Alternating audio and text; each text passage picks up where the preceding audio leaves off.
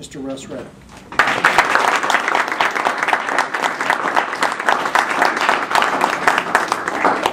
Well, with a title like that, some of you may think I'm going to talk politics, but I'm not.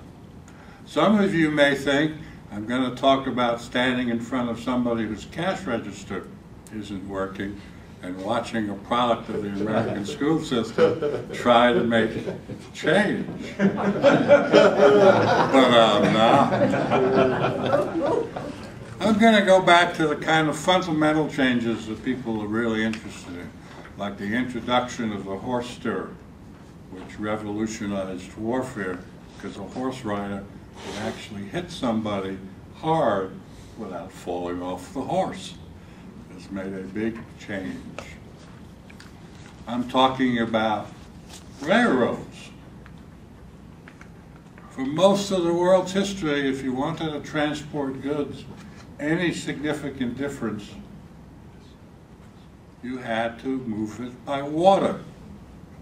And you'll notice that all the historic big cities are basically located either on a sea or on a river. And one of the tragedies of Africa is most of Africa, because of a whole bunch of geographic reasons, is pretty much inaccessible by water. And so the development of the interior of Africa and even the coast was significantly handicapped by that. Came the railroads, and there was a major change. You could actually move stuff over distance on land economically. And a big part of that change was standardization. The railroads started out with narrow gauge tracks and wide gauge tracks and extra wide gauge tracks. Made life very interesting when you had to go from one railroad to another, because everybody had to move their stuff from one rail car to another. The world pretty much standardized that. Standards are very important. The last big transportation revolution we had was containers. And you imagine the effort and talk to standardize containers. So you can take a container and basically move it anywhere in the world, and it will fit on the vehicle, ship, train, automobile that's moving it, and lock on standardized fittings. The price of shipping stuff collapsed overnight. Well, it took a few years. And you ever wonder why there's so many imports to the U.S. going on? The cost of shipping collapsed. Standards were very important. And it leaves us with the great mystery of standards. For instance, how many people remember Betamax? Everybody, all the experts said Betamax was the new thing. VHS won out, hands down. Turned out that the people couldn't care less about the difference in quality. They wanted a tape long enough to be able to tape a whole movie without having to change tape. Where do standards come from? I don't know. But I have a favorite mystery. How many people touch type? A lot of you touch type.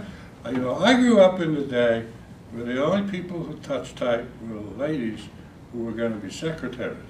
Guys didn't know how to touch type. If you were an executive, how did you get things typed? You called your secretary in and had your secretary take dictation, or you hand wrote it out and gave it to your secretary to type. Made for some very interesting developments as people started typing on their own computers. And then, you know, the thing that really puzzles me?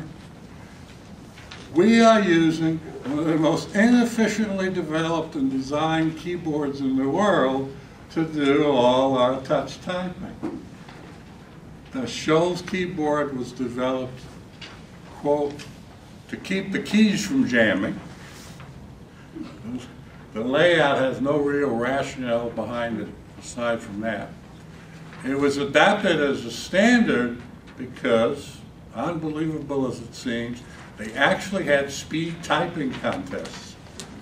And one of the first people who learned to touch type and participate in these contests won with a Scholz, also known as a QWERTY, keyboard. So everybody said the reason they won was the keyboard. And it is now, to this day, the de facto standard in the United States. But in the late 30s, an alternative keyboard was developed called the Dover keyboard. It's much, much easier to type with. 70% of what you type is on the home row if you're typing English. The QWERTY only has about 32%. Your fingers just hop like crazy when you're typing on the QWERTY keyboard.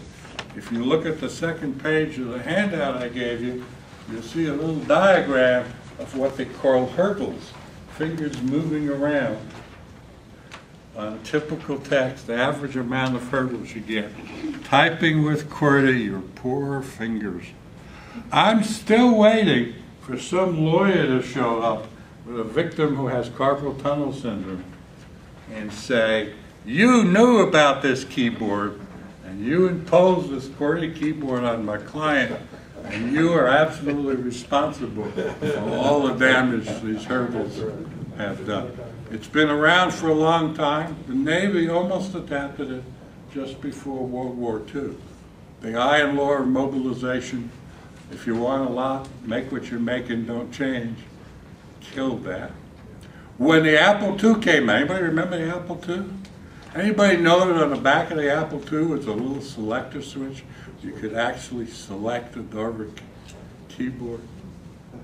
Nobody did that. It's now an American standard keyboard. If you go into Windows, you can select the Dover keyboard. It's an alternate American standard. If you're really mad at somebody, sneak in and do that. It'll take them a while to figure out what's happening. Taking the W's off the keyboard. But consider how much easier it is to type that way. Change seems to be very hard, however. We're still there. Change is hard. Mr. Tussman.